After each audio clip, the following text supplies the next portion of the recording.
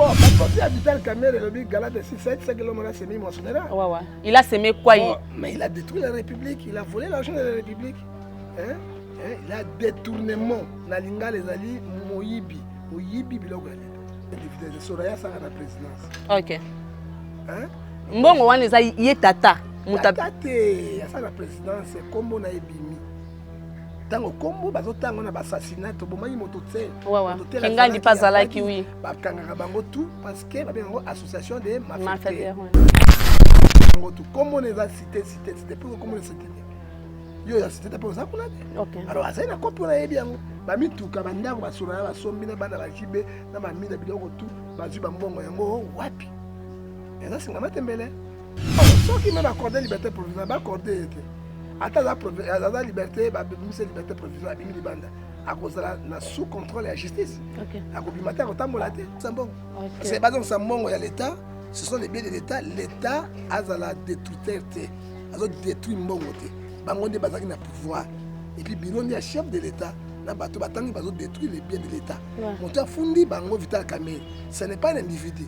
Ezali ministère public Otobengi procureur général l'État congolais de fundi bango. Mukuna bakangi na likambo asali détention illégale ya ba document d'autrui. Ya mibale o bakangi na likambo oyo mami asaki yango na volonté na été. Volonté ezali problème été bandimi maka. Yo moni bandimi ata passé ya ndoki yo moni alimité on a te bato baka plainte. Bandimi. Katuni yo la limité on a plainte, alimité baka plainte ba passer ba ndoki. Azo boma bato, bazo sala ba kiss na makambo bandimi maka. Katuni yo bandimi maka. Ba kosa ba ngaka makambo. Oyo likama ko kosa ngo. Hein?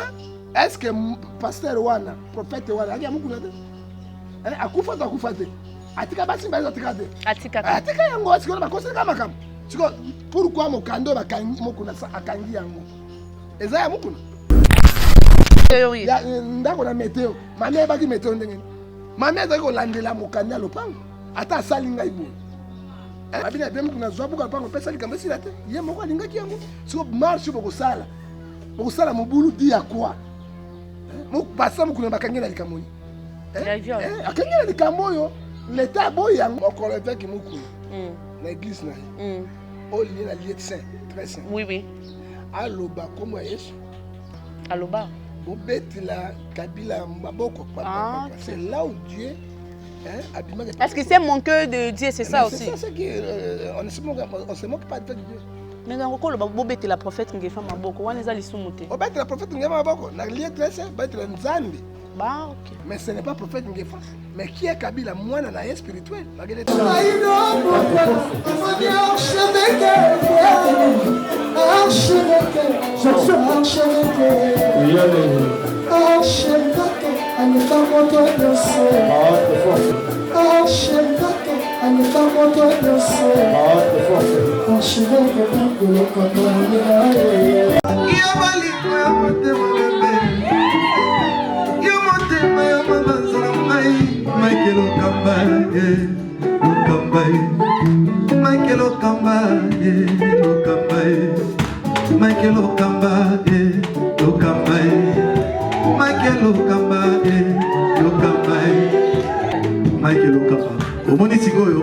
L'artiste, c'est l'improvisation. Na honoré dans l'émission. Africa Elengi TV, votre chaîne, l'incontournable, la star des chaînes.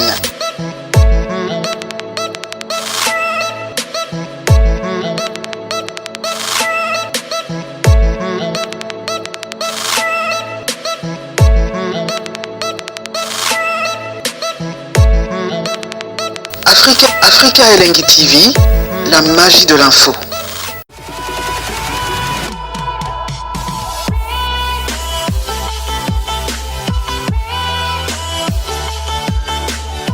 Ben voilà, mesdames et messieurs, bienvenue chez nous.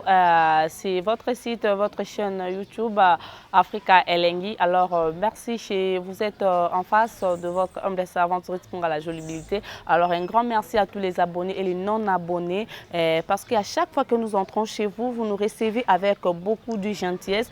Alors, merci pour votre fidélité, merci de rester à notre compagnie. Alors, aujourd'hui, cette émission vous reçoit un prophète, un papa, il s'appelle prophète John, Papa John Ngefa, à qui j'ai dit déjà bonjour, Papa John. Bonjour, Kolo Apambolayo. Ok, Papa John, prophète John, comment nous se sentir à l'aise? Nyonso.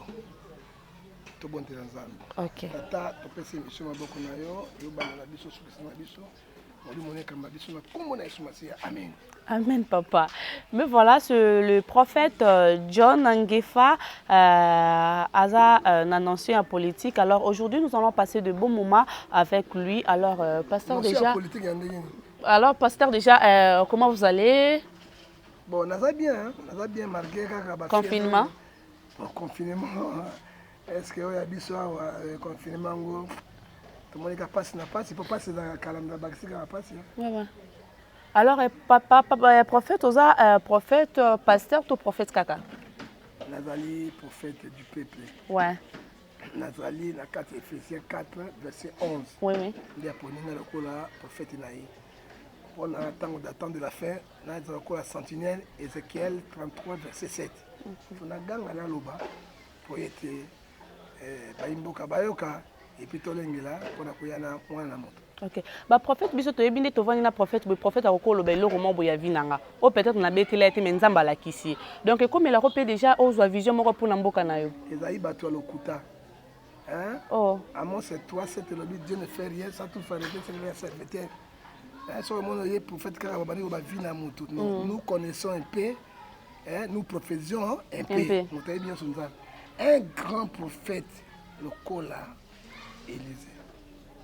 Mais Géazi, moi nanaye, moi na sinamita Koufi, Nzambe a bombi Élisée.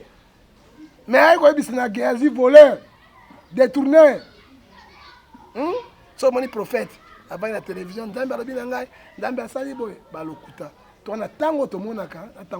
la prophétie la plus excellente, c'est la parole de Dieu. Parce que quand il y a la parole de Dieu, dans le livre prophétique, dans le livre évangélique, il y a une vraie prophétie.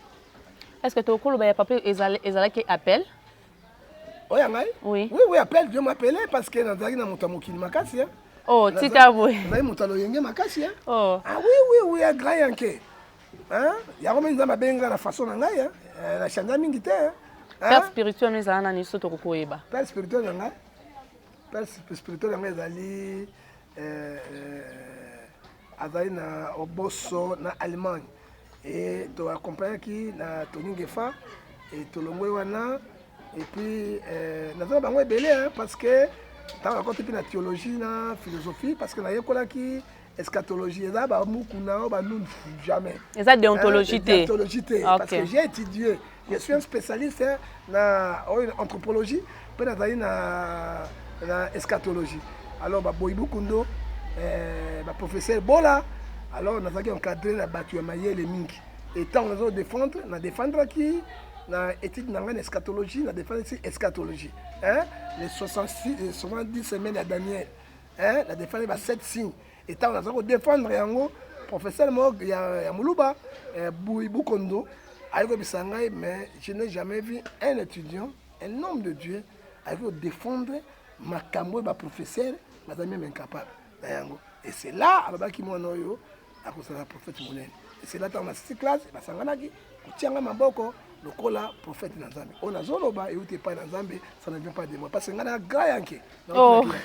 Tina ki pasteur ozaka yanké. Non, mais Nzambe abukanda mo. Tali boma soki atali boma si grimace ça na raté. OK. Mais na clair, na vérité, et Dieu m'a pris comme il a pris Paul. Est-ce que le prophète Ngefa a ko postuler? Non, na boy ko postuler, so na postuler na cause. Pe ba le fait na bazu ba le kinani. Okoki kozwa to okozwa. Te na kozwa facilement. OK. Hein? Daniel Sam va voter Bambo on y bazaki na. Hein? Et puis deux, bato loko la oya akomaki ministre c'est qui Basile, ndeko Basile. Hein? Azaki pour na peuple mais ba kosa ka peuple. Na ko boya ko poster parce que kuna ko za lokuta na lokuta. Vérité na koloba. Ce que la commune na parlement na koloba listé. Je préfère na tika la ministre Nzambe na passe na bisengo Dieu lui-même connaît. Lelo c'est que le prophète ozo affirmé que ba pasteur ou ba koma ba politicien ba godem poyi on a le pasteur et l'évangéliste pardon qui zamina ba kota na lokuta. Mais bango tu ba ki zemene ba na parlement loi ni no ba vota ki pour na peuple pe l'église. Ezibiama Piazaki député. Na lobby Ezibiama Piazaki député. Luani ba vota. Godé pour akoti na koshende Kinshasa nani. Banda akoti a 60 millions kimbuta fundi soka moto na nzambe. Oya kotela bosembo. Kimbuta bafundi kimbuta na moninga na yepo président. Ye motazali président l'Assemblée provinciale. Réaction ezali pas appuyer dossier ya gouverneur. David azaki roi, azaki prophète, azaki sacrificateur. Mais ngai na koboya okota na politique parce que na koza bosembo liboso na nzambe. OK. Ben voilà, alors prophète Ngefa lelo to beta na linga o expliquer biso makambo ekomeli papa na biso Vital Kamerhe. O mona procès ngo ndenge ni ba propos ngo kolandela ngo o trouver ngo ndenge ni. Bon, ba procès à Vital Kamerhe le Galate 6 5 l'homme là semé moissonnera. Ouais. Il a semé quoi? Mais il a détruit la République, il a volé l'argent de la République. Il a détournement na linga les ali moyibi oyibi biloko ya leta. Alors pour ce yango wala pour soit qui est mon côté parce que bato ebele c'est que nous déplorons les tels actes oya bosoni oya mauvais salema les ali pas simi parce que na procès na ye bato ebele bakokoya. Alors il comment Singeza Moulaï. Singeza Moulaï na bango moko parce que Kamerhe était dans la maison des rois. Ayebi quoi sur la maison des rois, ayebi bien autour de ça, c'est que plus tard, même gouverneur à la Banque centrale, conseiller spécial, ambassadeur itinéraire, chef de l'État, à Tanguy. Et nous allons. C'est ça le problème. Alors, qu'est-ce qui fait Vital Kamerhe Tanguy Soraya? Soraya, bon, papa Analandi a lobby qu'il faut pas bakanga Soraya. Tu trouves que ceux qui locaux la cité Soraya, bah lobby il faut bakanga Soraya. Et ça bon il y a une infraction et ça donc individuel de autour. Alors, est-ce que aux autres trouvent en valable? Soraya est allée infraction individuelle. Soraya ça à la présidence. OK. Bon on les a yetata. Tata ça la présidence comme on a ebimi. Tango kombo bazotango na assassinat bomaki moto tse kinga di pazalaki oui bakanga bango tout parce que ba bengo association de malfaiteurs bakanga bango tout kombo neza cité pour kombo cité yo ya cité pour ça kuna OK alors ça na copie na yebi yango ba mituka bandako basura ba sombi na bana ba jibe na ba mina biloko tout bazu ba mbongo yango wapi eza singa matembele eza singa matembele bango pe bakotika te bakotanga pe sur la politique, alors ils ont ça procès de la honte. Mais c'est quoi aussi la liberté provisoire? Toi, tu trouves quoi? Il faut pas condamner? Azana droité? Non, ceux qui même accordé liberté provisoire, pas accordé. Attends, la liberté, c'est liberté provisoire, à cause de la sous contrôle de la justice. À cause du matin, mais docteur Oli Lunga. La liberté provisoire, qui va checker 6 mois, on va condamner à la prison. Et ça, la liberté provisoire, la liberté définie, c'est le dossier de l'État. Ils allaient bien à l'État. Il va détruire l'État congolais. L'État congolais, à côté d'un dossier, il faut frapper. Au moment là, Vital Kamerhe, Jaman, Daniel Massaro, déjà, oui. Bapie mboko oyo bazwe tumbo oyo bongami na mbula matali pe bongami na justice congolais et ça. La question on se demande papa il faut bazong sambongo c'est aux assureurs que bazong sambongo wana. C'est bon en ezana. Ça ba ezateni ba transaction bancaire ezana ba banque na bango ba batina ba banque. Quand on sambongo zali ba ko donner téléphone ba teka kwa ko mbongo zali. Je suis sûr que ba sala ngo. Mais ba ko sala te ba mbongo makasi mais ils vont subir. Tant que soit pas ko connaître ba ko connaître 120 ans, 150 ans à prison. Si vous avez la prison, vous êtes obligé de négocier donc Sambongo. C'est pas donc Sambongo, il y a l'État, ce sont les biens de l'État. L'État a la détruire, a détruit Mbongo. Bango de bazaki na pouvoir. Et puis Birondi est chef de l'État. Na bato batangi bazo détruire les biens de l'État. Monta fundi bango Vital Kamerhe. Ce n'est pas un individu. Ezali ministère public, Otobengi, procureur général, l'État congolais de fundi bango. Et Galate 6 7 lobby c'est que l'homme a semé il moissonnera. Justice c'est mokile ça là. Justice pas ensemble ça. Mais prophète Ngefa, tu as à l'époque avant confinement banda bafunda qui gouverneur na biso sortant André Kimbuta il est inaperçu. Alors qu'est-ce qui fait aujourd'hui Vital Kamerhe aza Durcap, il y a président actuel ba lobby ba propos na ka détourner bon peut ba kangi na justice. Qu'est-ce qui fait ça? Inaperçu parce que moto a récupéré la Likambo, ce qui fuit des fois, ils ont le ministère public. Ils ont le procureur général de la République. Quel est le rôle d'un procureur? Celui qui cherche des infractions. Bah, dénoncer les camps. Il faut que le procureur récupère. Parce que le procureur, c'est l'État. Alors, le peuple congolais. À la tiango, la carte de justice n'est pas convoquée. Mais on soit procureur récupérer en côté. La coalition, c'est la moussala. Parce que le pouvoir est autant dans la coalition. La partenance. La contrat. Et c'est la moussala. Alors, lelo toko beta dossier ya papa na biso mukuna wazalo kwa confrère na yo o bakangi na asana prison au trouver un côté injuste pour pasteur mukuna ba juillet à que mbamo basale transfert na makala. Tu trouves pas ça que c'était injuste? Mais tant bazoa ki Mike Mukibe batia na makala, c'est injuste était. Il y a likambo moko ya vraiment makamune za un peu louche par rapport ya Mike Mukibe. Mais makamune mukuna ya louche ndenge nini? Bakangi mukuna ni adité. Papa ba violer manger. Ba violer manger. Non, ba violer manger ndenge nini cause tala yo kala bisolo bo ba violer, yo kala bisolo ko moko. Obi bozo bate. Même basi na biso ba mama ya ndako. Femme mariée. Femme mariée on na bali na mbongo na nga. Soki na posa na ye. Na préparé été na kangi na makasi aki ko funda ngai na violer ye na moto a 8 mois si à 5 ans ou bien 10 ans aki ko violer ye na ngai tout na condamnation moko ouais ba loi les gens obi ba majeur nga ça qui na posa na ye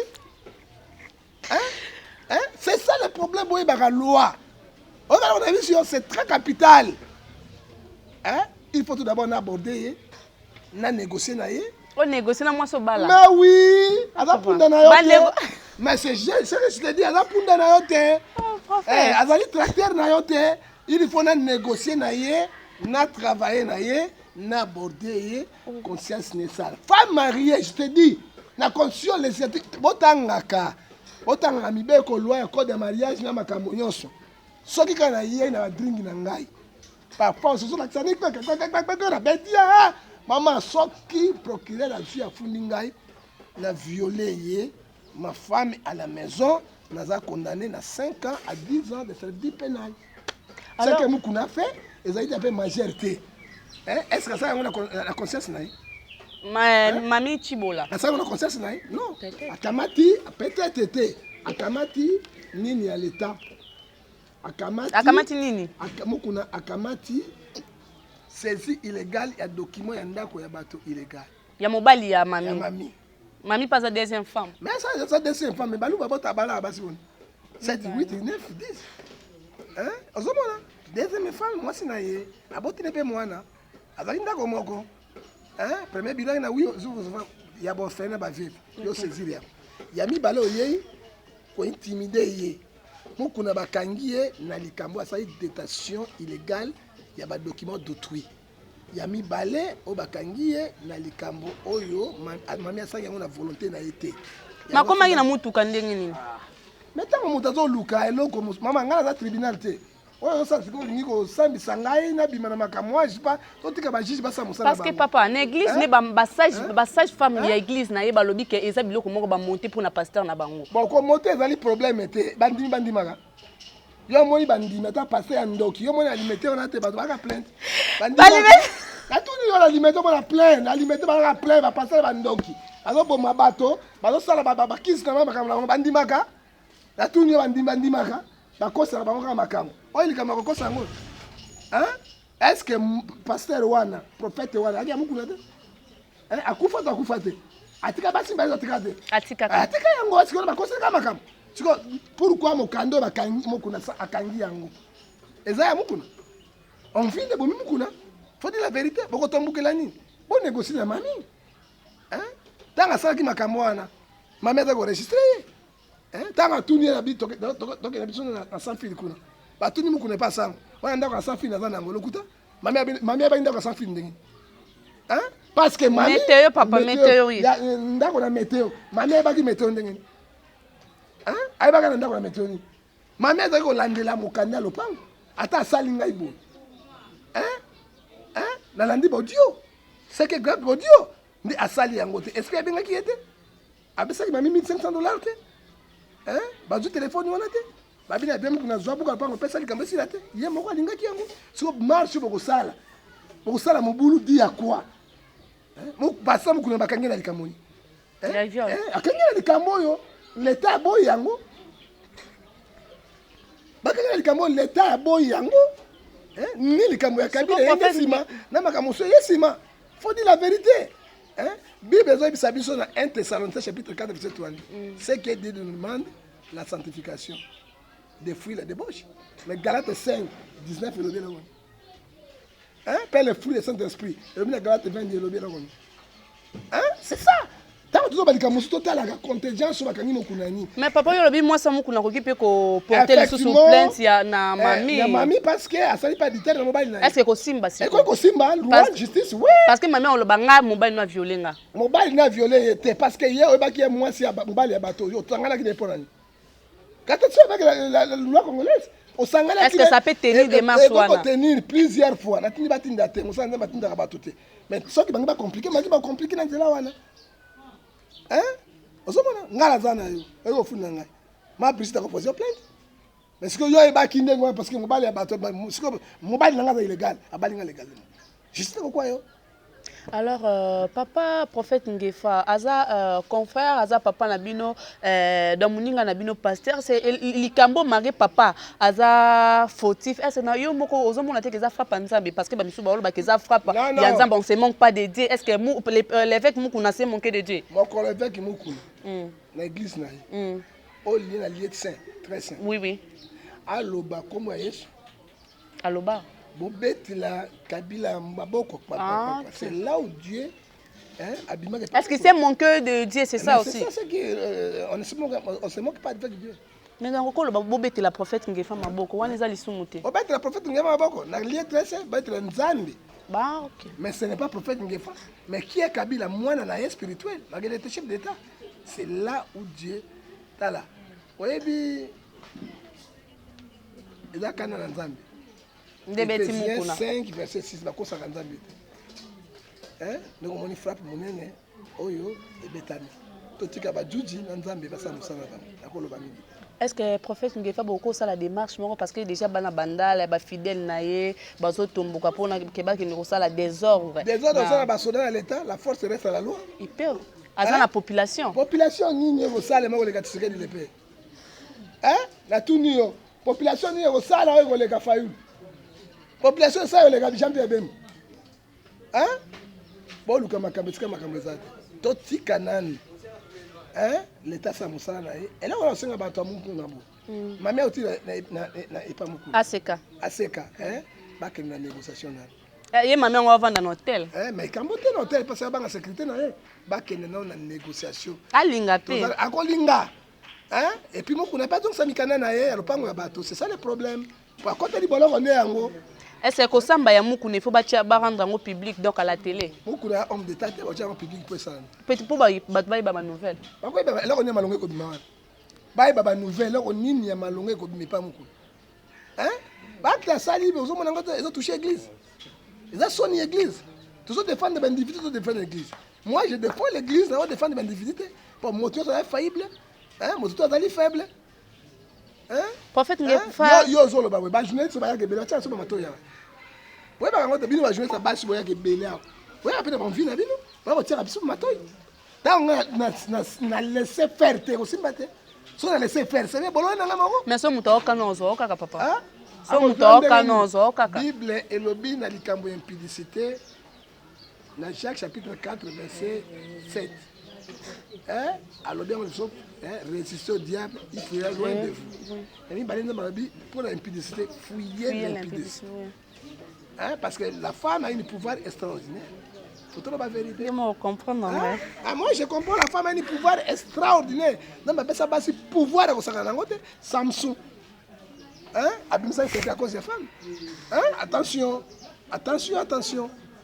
Alors, ceux qui ont mis en batterie en côté, kaka na oyo Bible zo bisabiso 1 Timothée Thessaloniciens chapitre 4 verset 3 c'est que dénouer la sanctification et fouiller la débauche c'est qui est clair beaucoup avant na likambo wana bon ça la marche dit à quoi ceux qui bakama sur ba réunion banani makambo ba misa ngolobani ce que papa malgré sa débauche ne ba mais malgré tout malgré ses faiblesses aza quand même ouais ya nzambe. Est-ce que mami mukuna pour l'église ba oloba nzamba ko beta mami mukuna. Mami mukuna mami Chibola pardon. Aza un inconvénient spirituellement vraiment. Et qu'on a un inconvénient parce que Proverbe 26 verset 2 dit comme le rondeur son vol, la malédiction ça cause un ni sans effet. On est en malédiction sans cause papa. Yo bimina mosala nzambo moni. Non, mais mosala nzamba kangi na makasi. Est-ce qu'il y a mosala nzamba na makasi? Akangi na makasi. Ezali. C'est mosala nzamba kangi na makasi. Hein? Et là sans cause. Loba mami Chibola a quoi ça mosala nzamba. Yango tolobi na Exode 20 verset 16. Tu ne porteras pas de faux témoignages avec ton prochain. Hein? Ce qu'on portait en haut, il a dit péché. Hein? Mais ce qui est porté en haut, ça n'a rien à voir. Hein? Hein? Et le Mami Chibola, c'est Mukuna qui a cherché. Ce n'est pas Mami Chibola. Alors, à ta bobi, on a conséquence. To banga nzambe. Nzambe ali kolo, nzambe ali ko pinir mutu. Ola ninga, nzambe ali ba ko pinir mutu. Nzambe ali ko ba ko tala mutu. Nzambe sika tu uta mutu mo ka yebi yango te. Et ça tout que le mutu mo ka yebi yango te maman. Hein? C'est Dieu, c'est nzambe na levara mutu. Pe akitsaka mutu. So il n'a pas vraiment qui Moïse a kundi mutu mo ka yebi ki yango te. Il est capable de tuer tout le monde. Ok? Hein? On ne joue pas avec Dieu. On ne se moque pas avec Dieu. Galate 6, 7 de l'objet, c'est que l'homme l'a semé, il moissonnera. Hein? Il y a Mami Chibola aux malédictions. Qu'est-ce qu'il a fait? Qu'est-ce qu'elle a fait? Hein? Parce que je ma belle Zali Bozo le batté. Malam, ma belle, malam. Non, pour le moment, évêque à vendre. Namakala. Hein? À vendre Namakala. Ah, bon, de l'Nzambe naïe. Namakala. Nzambe, c'est évêque. Yo za l'État. Yo bimiseni ngazali, yo za procureur, yo za magistrat, biso tokanga ki. Hein? Sentiment de cabinet va congolais. Mais papa, où tu le vois au Kindorotala? Effectivement, à 2 semaines après 2 semaines, on t'a là. Attends, la prisonnier politique, on se bat dans Zambie. Est-ce que sort naïe, Kobima naïe vraiment? Il passe mingi. Parce que il a mis souvent un dossier à Mukuna na CBD. Il faut église Sambe la pour naïe. Bino, il faut vous Sambe la pour naïe. Il faut bon de la paix pour naïe. Ouais. Ngata makambe bimaki. Il a frappé ma casse mais Nzambe bisinga bi. Oh frappé nini? Alors bien attention, naïbi bango. OK. Hein? Un prophète à Kala. Hein? Naïbi bango. La ninga? Naïbi bango très bien. Donc on naïbi bango, mais Nzambe pexanga ko beta te. Ala ouais Nzambe. Au bangi prison? Hein? Ko banga prison te. La bangi prison mukuna. Parce que là on a vu ça yo. La Bible Apocalypse. Tes jeunesse Nzambe défendra basa ina. Hein? Na ko kota na kati profond. Na makambo Nzambe ke ya musala Nzambe ke tutika Nzambe sa musala. Hein? Atuzomona na ko samsa mukuna te. Na ko condamner mukuna te. Je ne suis pas digne de condamner. Parce que Romain a fait biso. Hein? Alors, mais je peux condamner les effets. Ephésiens 5, verset 11. Hein, maman? Et lui, tu condamnes, on condamne. Moi, je ne suis pas juge. D'accord, juge mon tout magistrat, moi, je suis un homme de Dieu. Donc, quand je suis un homme de Dieu, ma belle, banda et bandela mukini ma belle zalaki. Mato baye ba kubanga nzambe. Basa ila nzambe. Na bo solo, hein, parce que nzambe mutabate ya biso. Na mona batebele balali bana mukite. Hein, so ibisto la muki na ngolo nzambe. Hein, to leki grâce, to leki bato na l'autre côté. Hein? OK. Alors so que même na nzambe na maye. Na butu na badeso ni mato so oji torche. O chape na ongo na mbisa la lipongi. Le ponga yele moliwa. Hein? Motayi na mbele akate babomiye. Il faut que bango nzambe atikala nzambe moto akotikala nzambe moto hein toyeba komibongisa Proverbe 12 l'amour couvre toutes les fautes soit kana na mami Chibola ndenge bolingo nzambe amukana na nzambe mais comme il est non situation tozala wote. OK. Alors prophète eloko ezokomela mingi basala nzambe, il y avait pasteur Mukuna, il y avait le pasteur il y avait le pasteur Moïse Mbi, il y avait le pasteur Makalambai. Alors on s'est dit peut-être nzambe Satan avant d'ana mbujima était boy. Te za mamba bujima était parce que ezwaka kaka baluba papa. Bon avant na bujima était so to baluba to na tribalisme. Hein? Et quand on église, il pas Christ, on a surtout corps moko. Ouais. Ezali ndenge nzambe aosala makambo na ye alakisa bavrai na bafaux. Parce que Bible ezobisa biso na Malachie chapitre 3 verset 18, vous verrez la différence. Ce qui sert Dieu, ça ne sert pas. Est-ce que vous avez dit que vous avez dit Mais pourquoi vous avez dit parce que moi, je vais jouer c'est combien mais c'est leur bangos, moi je suis pas là. Ils m'ont dit comme pourquoi nazana ko keba na ko banga nzambe na ko sala bozoba te na ko sala ba biloko ya pamba wana te oyebi moto nyonso akoselaka moto makambo nzambe afrapaka na vila nzambe afrapaka moto nyonso akoselaka moto makambo loba mokuna asala yango te soki mokuna asala yango eza na fete soki asali yango te mais mwana mwasi akosele makambo akozwa mbano na nzambe ata lelo te ata lobi te akozwa yango mais soki mokuna asalaki yango ekomelanga naza motu je gère mes choses le problème nakosanga na bogangi te na bonyama te eloko tu banégociaka basololaka. Alors, pasteur Ngefa, merci. Nous avons passé du bon moment avec prophète. Alors, prophète, question nanga yasu keza que mariage au FCC et ça là qui na IDPS. Alors, le lo bazo linga coalition et linga et longola Jean-Marc Kabunda na assemblée. Comment tu trouves ça? Est-ce que mariage au ekozala les sous? Non. Kabila na Tshisekedi bazalo robo. Moko.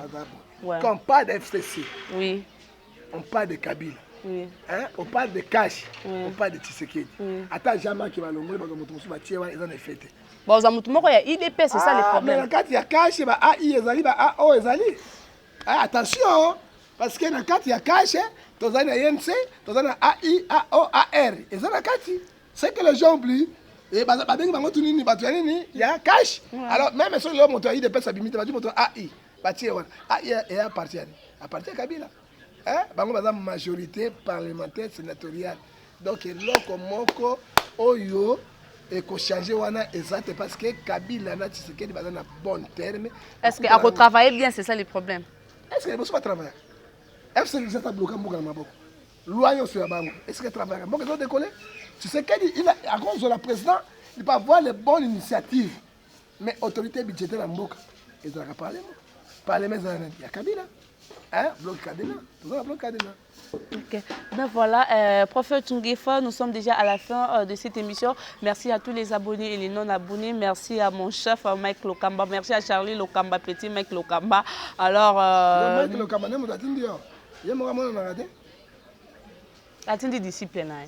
Attendez discipline. Il n'y a pas de discipline. Mike Lokamba, il y a mon raté. C'est bon. Ngana na sema be papa. Osali mabete mais kasi ngade muna bengi. Yo bengi ye mo ya kita pona. Oh, et bon il fallait mta benga. Mais il fa benga nga. Ngade muna zena posa papa. Ah mais c'est bon, ye ba na posa ngada utiliser bino. Bino peut pas espion. C'est ça. Ya mabete ya malam. Ya malam. Espion mabete na malam. OK là c'est Feli papa mot de fin numéro ya contact pour na batunyo so ba ko landa bisan c'est net. Na confinement. OK. Mot de la fin na ngai. To fungola miso. Tolamuka. Savons le Congo. Congo et aucun de wapi. Est-ce que yo zo ba lelo na Goma 7 km na Goma deux pelotons ya ba militaires rwandais 7000 militaires rwandais bien armés na ba char bazana ba on faisait Beni Butembo Goma Kiveke. Est-ce que oyebi les autres armée burundais na walikali bakoti ndena zo biso lelo oyo.